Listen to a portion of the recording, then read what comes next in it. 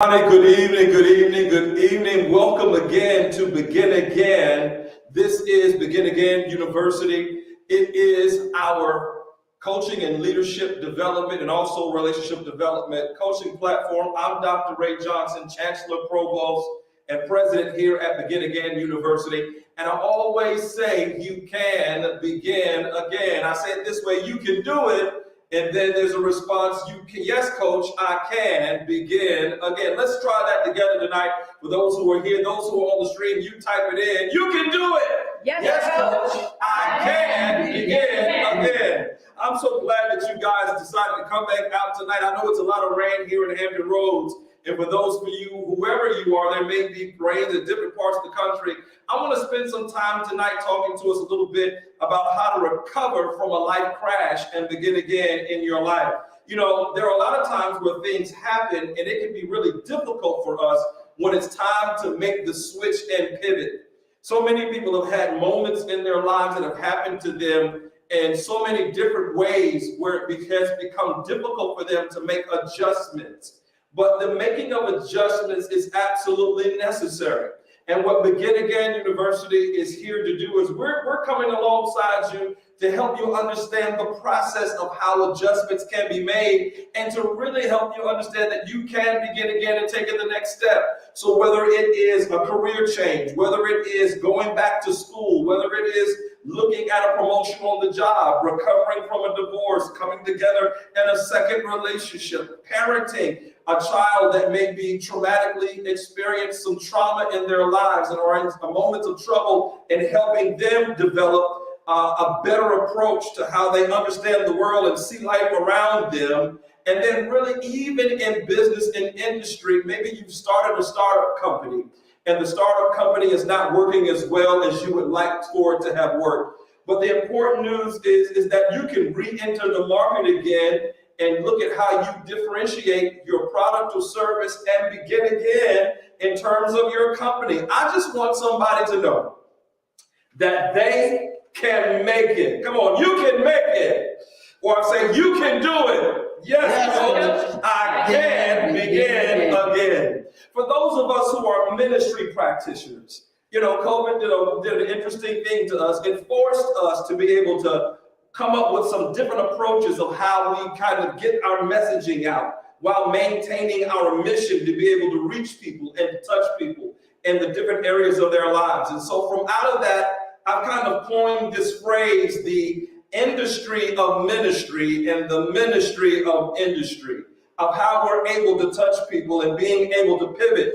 And sometimes it's a little difficult when we do that, but it's so important to know that all business and ministry, or I should say all ministry, has some kind of a business element to it.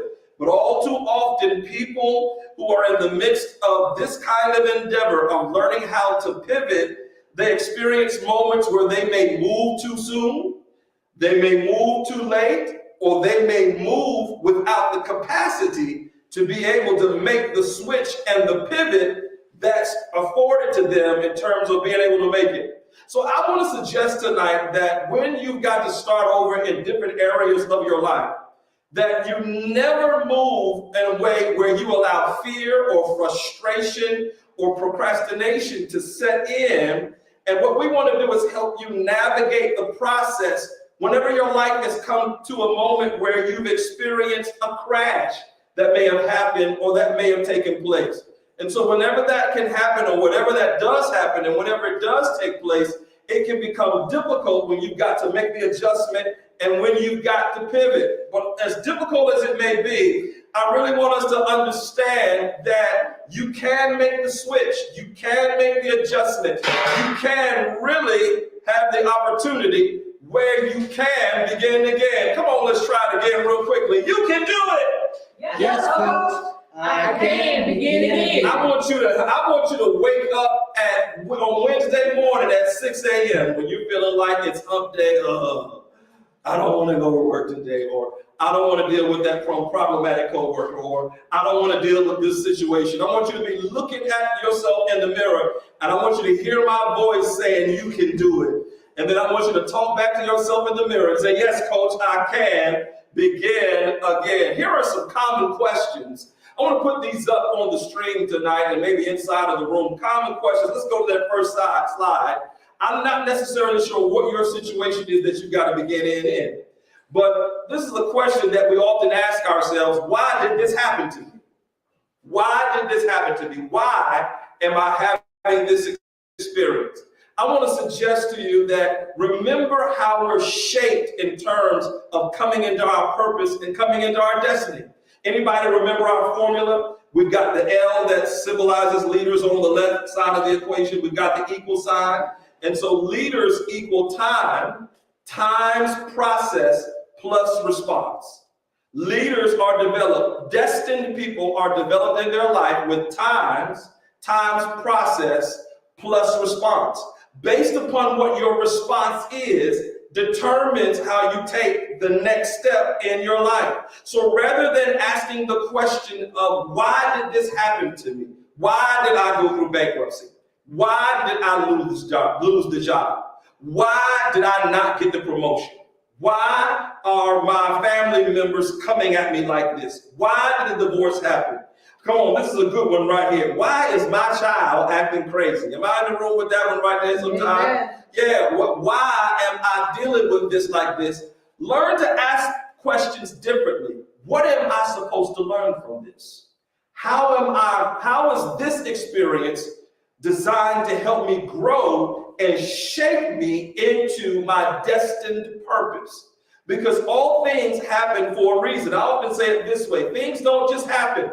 They happen on purpose, for purpose, by purpose. Jot that down if you're taking notes tonight. Put that in the chat for somebody. That things don't just happen in our life. They happen on purpose, for purpose, and indeed by purpose. There are two more questions that I think there's a lot of times that we end up asking ourselves in terms of where we are in our lives. We ask ourselves, how do I make sense of this new reality? You know, I was being coached by my own coach, Glenn Brooks, from Marriage and Parenting Successfully. Him and Dr. Cherie Brooks, his wife, they spent time helping me walk through some of the traumatic moments of my own life experience. And while I was sitting down with him in a coaching session, he pulled out this book. It's a wonderful book titled Emotional Intelligence 2.0. And what it does is it helps you go through a process of self-discovery so that you understand yourself in addition to temperament and those kind of things. Now, as we start to take some of the next steps with Begin Again University, I'm going to be putting you through personality tests.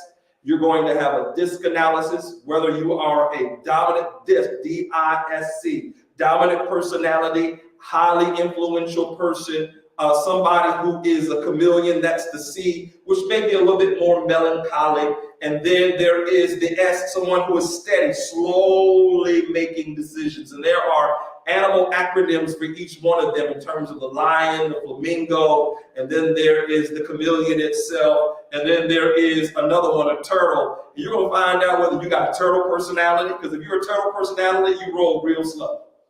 You don't make decisions easy on the fly. If you are a high D person, dominant personality, that's me, you're a lion. And so you find out that you make a decision first, you take action first, and you react later, okay? And then if you're a high I flamingo type, and we'll spend time getting into all of that, but I don't want to go into all that right now. But here's the question that I want you to ask. So the first one is, instead of asking, how did I get here, or why is this happening to me, asking, what should I be learning from this? Here's the second question, or here's the second statement, which is a question and statement at the same time. How do I make sense of this new reality? And what Glenn Brooks did for me is he helped me to understand. He picked up his book. I'll use my phone as an example. He said, listen, Ray, this is a phone. The phone has got four sides to it. Based upon what your perspective is on each side determines how you see it. But it doesn't change the fact that it is a phone. It really matters in how you're looking at it. One person commented on my Facebook page and said, no, it ain't just 4 different perspectives. It's actually 6, because you can look at it from the top and you can look at it from the bottom. And a lot of times, what ends up happening in our lives is we look at our experience from the bottom. And really, we ought to be asking ourselves, how can I see this moment differently? How can I respond to this situation that I've encountered a little bit differently in terms of how I'm processing this. And so tonight, I want to spend a few minutes with you tonight here at Begin Again University and helping us understand that life is going to happen to everybody. You're not the only one. How many of you can accept the fact I'm not the only one with my life experience? Amen. Come on, talk to me tonight. Amen. I'm not the only one with my life experience. As a matter of fact, there are some people who've had your life experience, maybe not the same dynamics of what it is that you've experienced in your life, but maybe the same kind of situation, who are doing more and recovering with less. There are some people, somebody type that in. I got to learn how to do more with less. Just type it in. Do more with less. Write that down. Do more with less. See, beginning again is about how you look at your situation, and then how do I respond in that situation so that I can shorten the time of the process, here it is, of me being in this situation in order to produce change. And sometimes you got to learn how to do more with less and working with what you have and with where you are. So today is Sunday. And so we already had early morning service for those of us here in the Walk of Dominion. And so if you would permit me, I want to go to this next screen for me. And even those who are watching on the stream, I want to go to Acts chapter 9, verses 1 through 9. This is the story of Saul, who becomes Paul, and what he has to do with his situation in terms of his eyesight, which ends up being something that gives him foresight with insight. Jot that down. My eyesight should give me foresight with insight. My eyesight, type that in, should give me foresight with insight. In other words, how I see a situation determines what I do with the situation in the future, which then tells me how I handle the situation right now in the present. So my eyesight should give me some foresight. This happened to me, but I got my eyes on my future.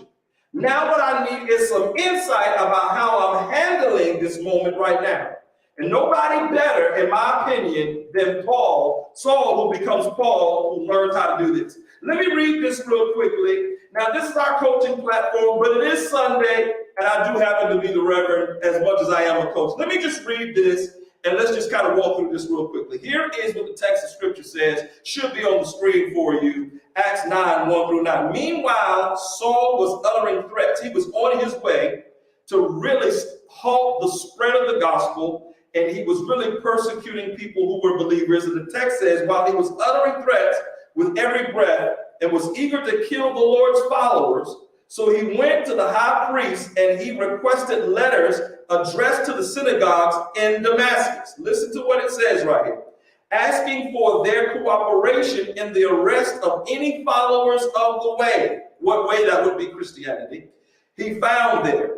He wanted to bring both men and women back to Jerusalem in chains. What an interesting thing. You do realize, like I said on Friday night, that your enemies are your enemies and they are not your friends. And that no matter how much you may make adjustments in terms of your dealings with them, the best that you can do is make them your allies, but never give them your heart and thinking they're ever going to be your friends. Because they mean what they say and say what they mean. And what my own coach helped me to understand is that it is what it is. But the best thing you can hope for is to make them an ally so that you can get to your end goal. Because how many of you like me, you want to win? Amen. Come on, how many of you want to win? You want to win. You want to win. I believe you can do it. Yes, Coach. I can begin again. Oh, that's wrong. Come on, you can do it. Yes, Coach. I can begin again. Let's do it again. You can do it. Yes, Coach.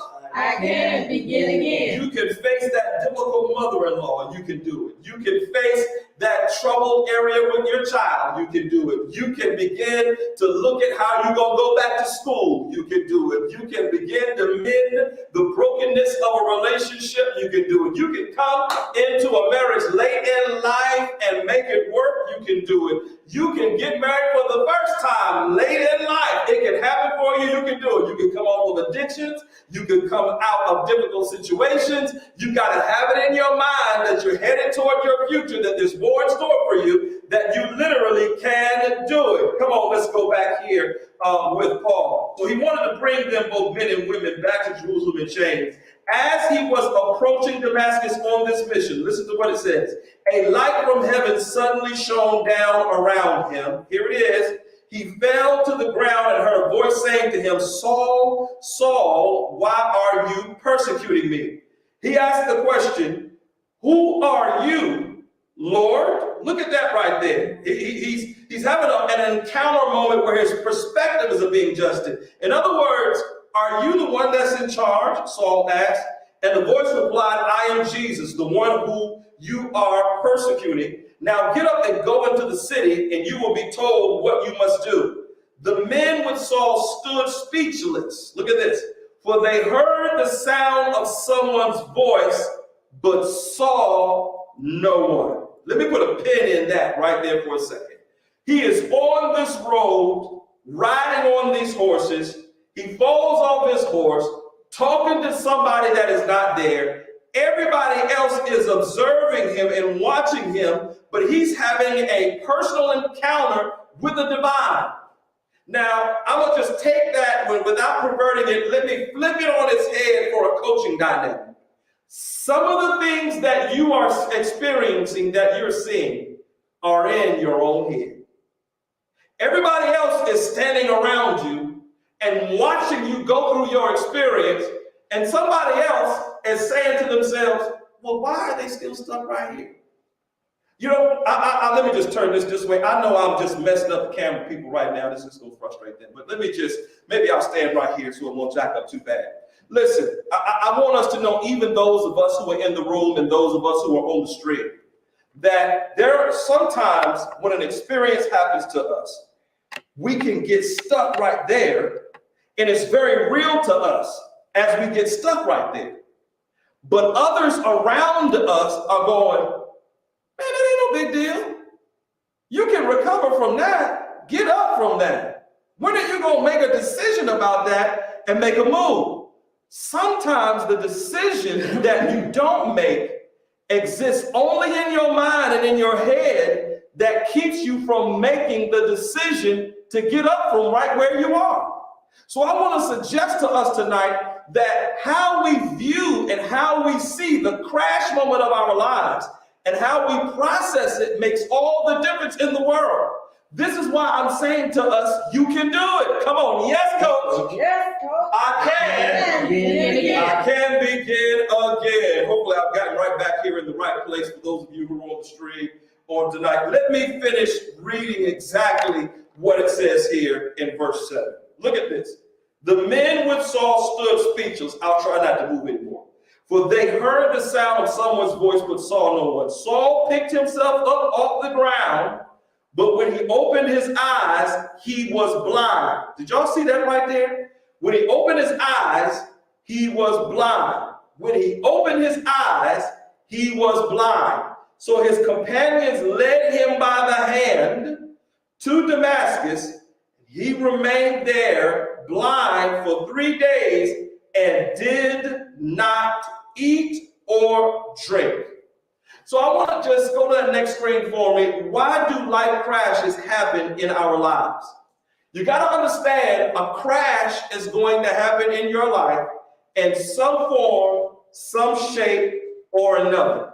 My question is always, why do they happen? So let me walk through this a little bit and understanding why life crashes happen. So in other words, what are the causes of some of the crashes that we experience? Number one, irritable. A life crash can happen in your life when you're irritable. Life crashes occur when we are irritable and tired. When we are irritable and when we are tired, that is the absolute wrong long time to be trying to make a life-lasting decision. I always tell young people that I've mentored along the way, I've said to them, never make a long, life-lasting decision under temporary circumstances. You should write that down or put it in the chat. Never make a lifelong, lasting decision under temporary circumstances.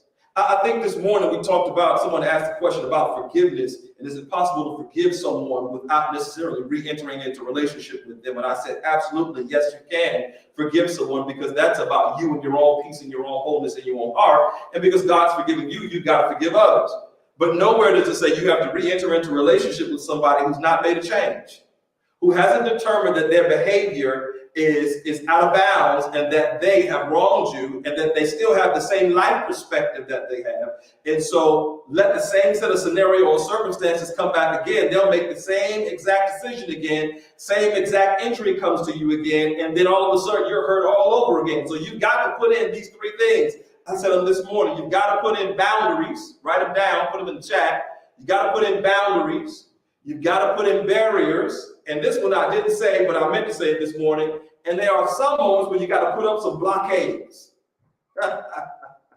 Boundaries, barriers, and blockades. Whenever you're trying to begin again and recover in a scenario or situation. And blockades represent no entry access points.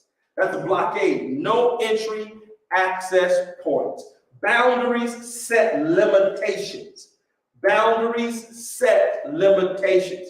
And barriers put about a caution zone between you and an experience. Barriers put up a caution zone between you and an experience or a person that caused the experience. So it's important to have those boundaries, barriers, and blockades in your life whenever it's time for you to get ready to begin again. So a life crash can happen. Does that make sense tonight?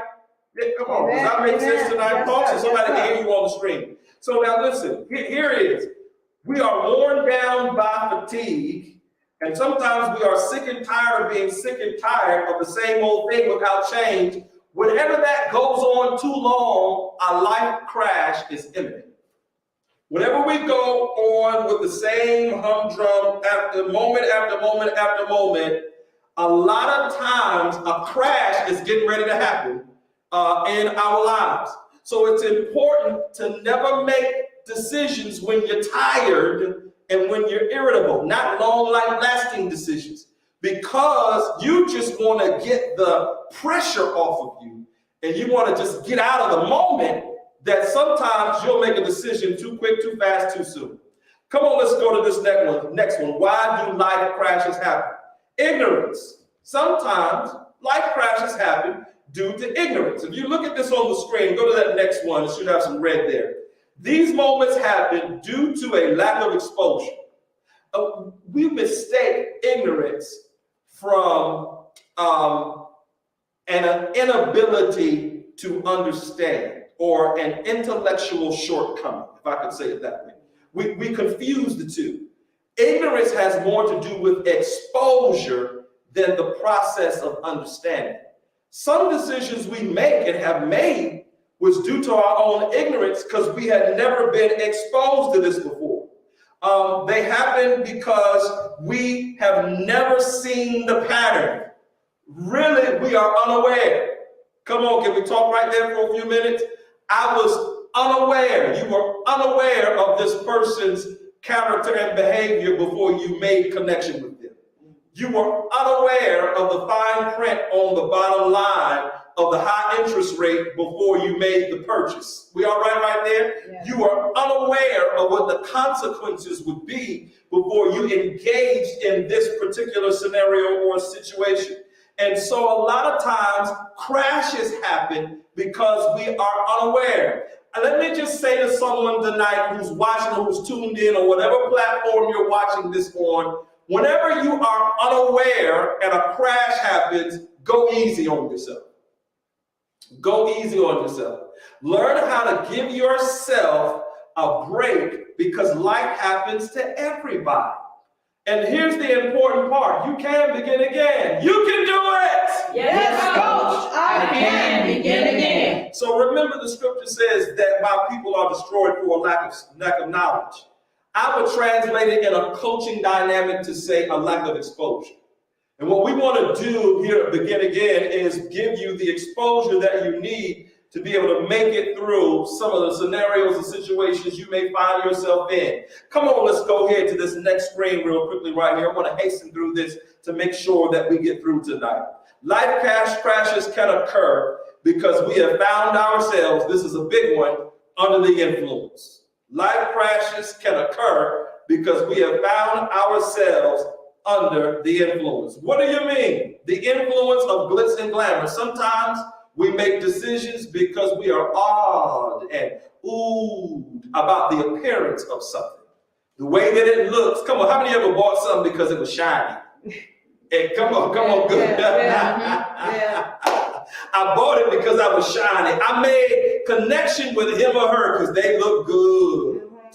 They look good on the outside, but was just as dark on the inside. Come on, some of you in the chat, don't leave me out there. You might as well tell the truth. Glitz and glamour, it looked good to the naked eye. So we were under the influence of that, or the influence of what I would call toxic morality and behavior. So in other words, we got inebriated under or influenced with some substance, and we made a decision, I'm going to go buy a house in California. Not even realizing you don't even got money to afford the cost of living in California.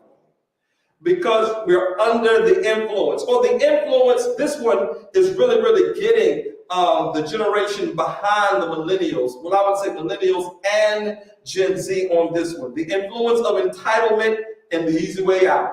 Sometimes we make decisions that do not bring us to the best of our purposeful ability, because on one end we can have a sense of entitlement. This is owed to me. Or it's too difficult for the confrontation, so I want the easy way out. And so crashes can happen in our lives because of those three things. It can happen because of ignorance, it can happen because of influence, and it can happen because, what was that very, very first one? Ignorance, influence, and exposure, or lack of exposure. Those are very, very important, and making sure that that is not you when it's time to begin again in your life. So now that we've gone through all of that, we got a little bit of time left. Y'all tracking okay tonight? Amen. Everything happening all right? Everybody online okay? Put some hearts and thumbs up inside of the chat. I don't want to leave you right there. Let's talk a little bit about, okay, now I'll understand why the crash has happened. What's the way out of a life crash? What's the way out of a life crash?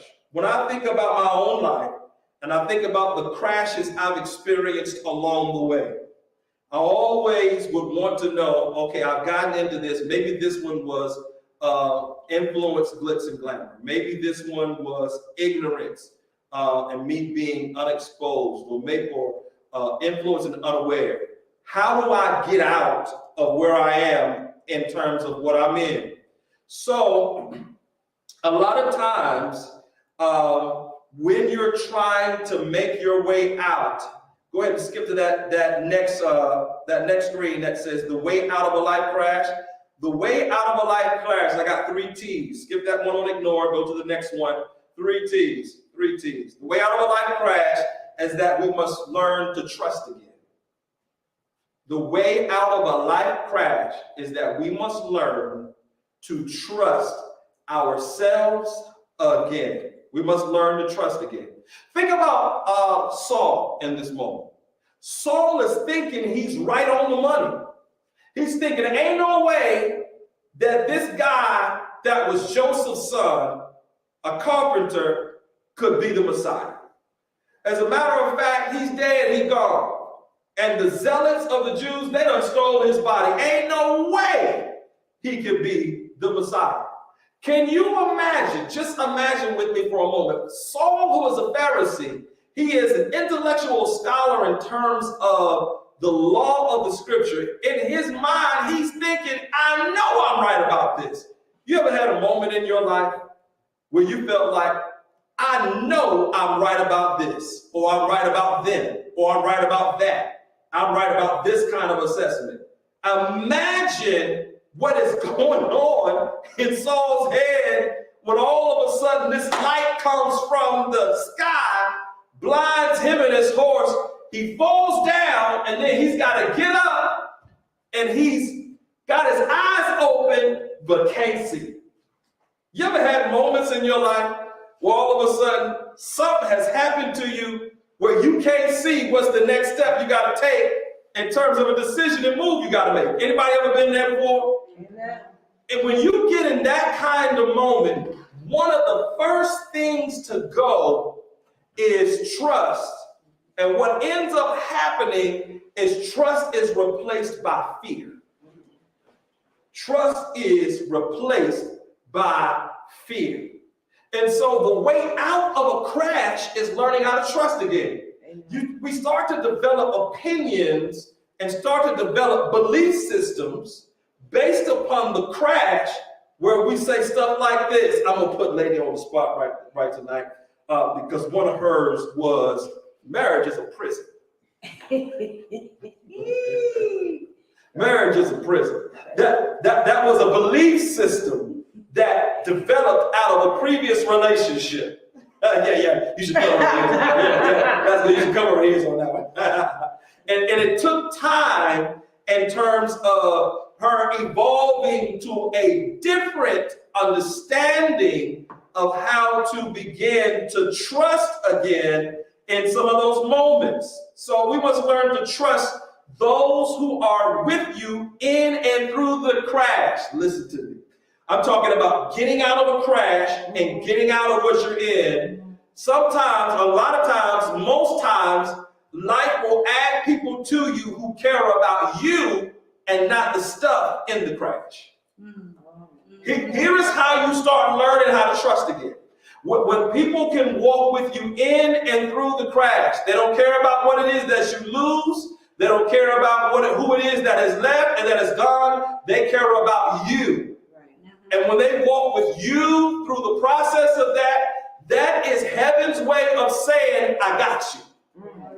Okay? That's heaven's way of saying, I got you. Just do inventory of your life. You don't really find out who's with you in your life until a crash occurs. You don't really know until a crash occurs. And so sometimes, this may sound tough, and I want to try to process this right with us tonight. Sometimes crashes are necessary so it can reveal to you who your friends, foes, fans, and followers are. And all four of those are different. Write them down. Friends, foes, fans, followers. Crashes are necessary because we can end up making decisions with people who are really fans and followers, and we try to make fans and followers friends. Remember that enemies become allies. That's it. Nothing else. Don't look for anything else other than that. So a crash is necessary to reveal that to you. And here's what this requires: vulnerability.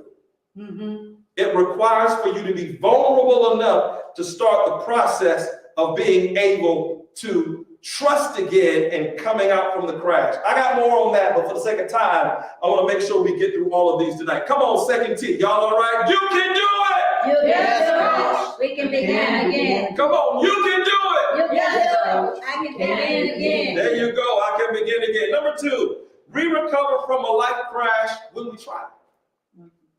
When we learn to trust again on one end, and when we make up the decision that when we try. Sometimes some of us get stuck at the scene of a crash. We never take the steps to try. We never begin again. We develop an attitude, look at this, thought process, and ideas of absolutes off of independent variables. We make decisions based off of independent variables. Come on, can I take you back to your math class for just a second? Remember that the independent variable, remember independent and dependent variable? The dependent variable is the thing that is stable and that is set, and the independent variable is the thing that is always in motion and moving around all the time. A lot of times we make decisions on independent variables rather than dependent variables. And we do that because of appearance. Look at this next screen. The mistake of appearance. We develop faulty expectations in relationships, covenant, contractual, and alliance agreement connections. Those things keep us from trying again. Those things can keep us from trying again. Remember, the decisions are made off of independent variables. Let me use Saul, for example, in just a few moments. Remember, if you read further into the passage, let me just tell the story for those that may not know. While he's being knocked off the horse, an independent variable is being spoken to come to him and communicate with him about how to get his sight back. And while that independent variable is being spoken to, Saul has got to learn how to trust the dependent variable that is there. And when he's learning to trust the dependent variable that is there, these are the men who are with Saul who got to take him by the hand. Because remember now, he can't see. And they got to lead him into the city. And Saul has it doesn't say whether he'd been there before, not been there before. What it does say is that he couldn't see how to get there. You ever been in a situation where you can't see how to take the next step? Can't see how to make the next move? Can't see how to make the next decision? And now all of a sudden, I got to trust a dependent variable to get me to where it is that I got to go. But here it is, I get so independent that I don't want to trust nobody. I don't want to try nothing with nobody. And I just want to stay right where I am, leave me alone. That doesn't work well for finishing up purposed destiny moments in your life, okay? So Saul has got to, note what the text says, he has to put his hand in the hand of these men and they have to lead him into the city. It's one moment where he's got to reach out and put his hand in somebody else's hand. The other part that's interesting is he has to be willing to be led. He's got to be willing to follow in terms of how to get there. And here's the last one. So on one end, we recover from a life crash when we try. We recover, what was the first T? We recover from a life crash when we trust. And here is the very, very last one. We recover from a life crash when we're willing to be taught. When we're willing to be taught. Trust, try, and being taught. I got a question for us tonight as we kind of close this out, this launch weekend out. Who's teaching you? Who's teaching you? Life crashes happen all the time. They happen when we're irritable. They happen when we're ignorant. They happen when we're under the influence. But we've got to be willing to trust. We've got to be willing to try. And then we've got to be willing to be taught. Saul has got to go through a process where he's being taught again. He literally gets to the house of where Ananias is. He stays there. Watch this. He stays there 3 days. Now, if this is on Sunday morning, you know I take time to preach right from there, but it's not Sunday evening, so it's coaching time. So he stays there 3 days. Note this, without water, drink, or food. Because that is the process. Let me bring it back into a coaching dynamic. Without any pleasures, Saul has to go through a process of being retaught so that he can become Paul. And if he resists the moment to be retaught so that he can become Paul, maybe a third of the New Testament that we read, we don't have it today if he doesn't go through this process. I want to ask the question, what is going or what could be missing in your life because you're not willing to go through the process of being taught, of relearning how to think, relearning how to trust, relearning how to try, relearning how to learn. sometimes we can miss destiny moments, guys, when we're not willing to be taught. And what Begin Again is really all about is that component to help us learn in terms of being taught in various areas of our lives. Is that all right there?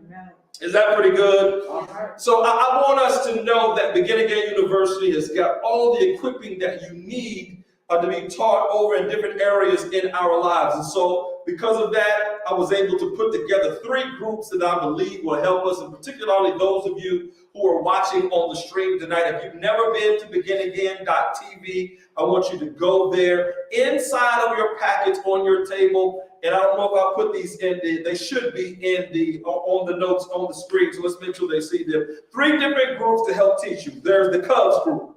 The Cubs group is going to give you access to masterclass training. And remember I said that we're going to have 3 different divisions of this, of the masterclass trainings. We're going to have divisions that are going to speak to relationships, some that are going to speak to leadership, and then some that are going to speak to business and industry and organizational development. And I'm going to teach to all 3 of those. And so in the Cubs group, you get access to masterclass.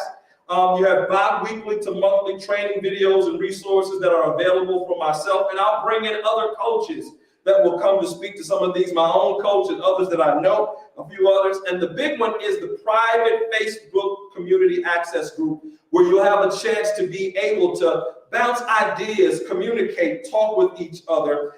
There's a point in the scripture that says that iron sharpens iron. Go to that next screen. If you are watching today or you attended this weekend, the Cubs group is $29.99. Here's what I want us to understand. This is not necessarily the ministry side. This is the industry side. So you can be a part of the Cubs group for $29.99, but all Dominionaires, you get 50% off for attending this weekend. Somebody clap your hands for that right there. Yeah, 50% off for attending this weekend. And so if you're not a Dominionaire, you'll get 25% off. 25% off if you attended this weekend. So now listen. My administrator has the list. And so when you shoot the email to myself or her and she says, okay, where's my 25%? We're going to check the list to see was your name on the list, and then we're going to check to see who was present. Is that all right?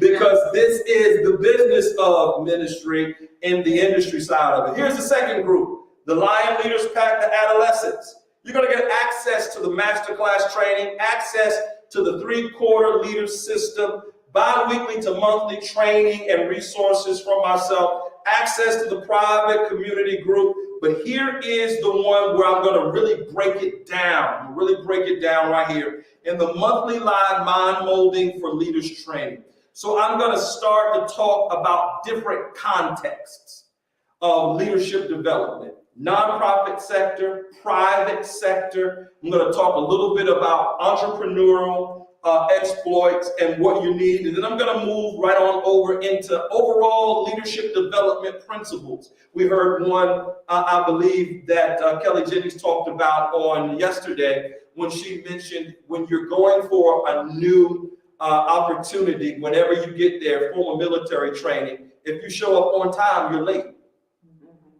If you get there early, you're on time. Those principles apply and carry over into business and into family and into parenting and into relationships, all of those things that will make those applications. Number 6 is the big one I like. For those who are entrepreneurs, I'm a pastorpreneur. So for those of who are kingdom oriented, who are looking at going into the marketplace, how do I do that and keep heaven's agenda at the forefront and still make money at the same time? And be able to be of service, the adolescents group. Now, go to that next screen. Adolescents group is $49.99. If you are a Dominionaire, you get 50% off. And if you attended this weekend and are not a Dominionaire, you get 25% off. Isn't that pretty good right there?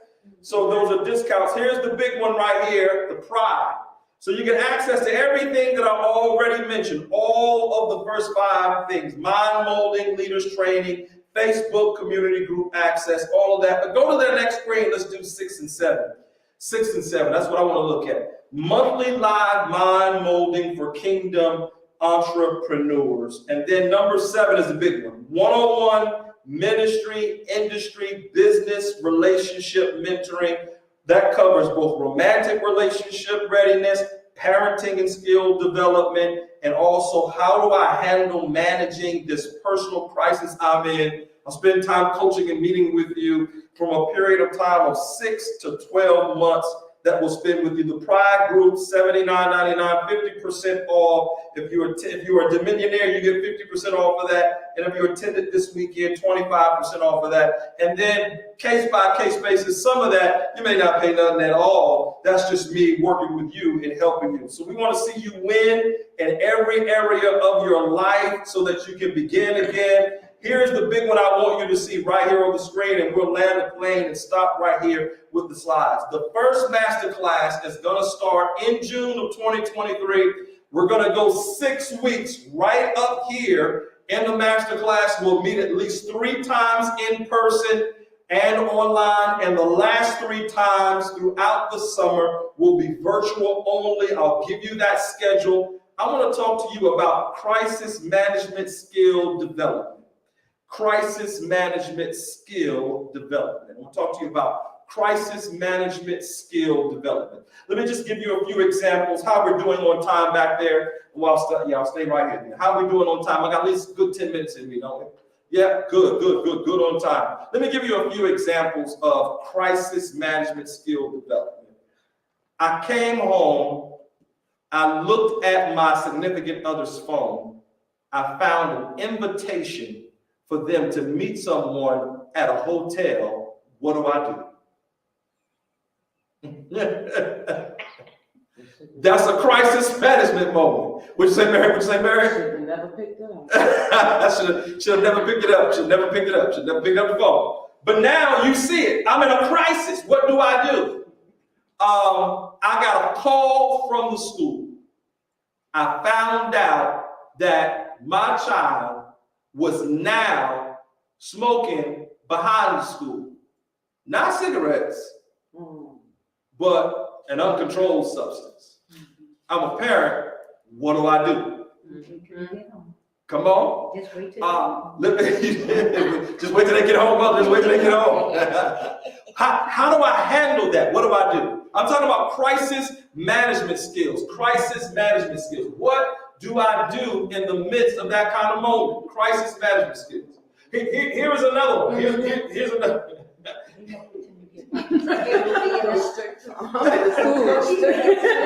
Somebody said they're going straight to the school. Come on. On some of these online, put what you would do inside of the chat. Put what you would do inside of the chat. Put what you would do inside of the chat. Come on, here we go. Here's another one. All of a sudden, I am with my partner, significant other. We're trying to buy a house. It is $10,000 to $15,000 of down payment money that is needed. We got a secure account. Both of our names are on the account. We get ready to go to closing. All of a sudden, I go to get the money, and it's not in the bank. And I'm sitting at the table, can't sign the papers to close on the house because the significant other done spent the money and didn't tell you. What do? You don't want no answer.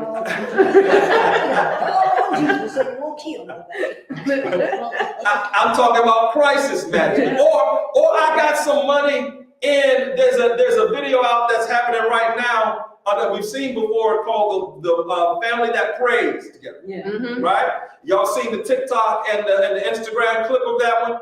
And all of a sudden she comes in and says, where is the money? He took the money and invested it into a business, which is a good thing to do, but didn't tell her. Right. She had other uses for that money. Come to find out, the money is coming from her lover that he don't know nothing about. And as the money, the devil is looking at me like, does this stuff really, what? The money is coming from the lover, Devin, and then come to find out that the lover is the father of the child. What do you do in a moment like that? How do you handle yourself with your head on a swivel to be able to maintain your emotions? Remember what I said, life happens to everybody. And when you're a destined leader, life is going to happen. And what you've got to be able to remember, destined leaders are developed with time, times, process, plus response. Your response in moments like that are critically important. I can tell you today, and we'll finish up with this right here. I'm standing here today because I've mastered some sort, some way, some degree of being able to handle a moment of crisis in the midst of confusion, calamity, and chaos to birth the destiny of my future without giving an improper response, without emotion. And I'm telling you, you can begin again. Is that all right? Amen. Come on, let's clap it up for today. Glad that you took time to join in with us on tonight. Make sure you go to the website, beginagain.tv, and sign up for whatever platform or whatever group you want to be connected in. Individual sessions are also there that are on the website. Nothing is taboo. Those are just a few of the crisis management moments. And I'm going to spend some time talking with you a little bit about my own story and how I've been able to navigate through. Thank you so much for being here tonight. Thank you so much for tuning in. Let's try it one more time. You can do it.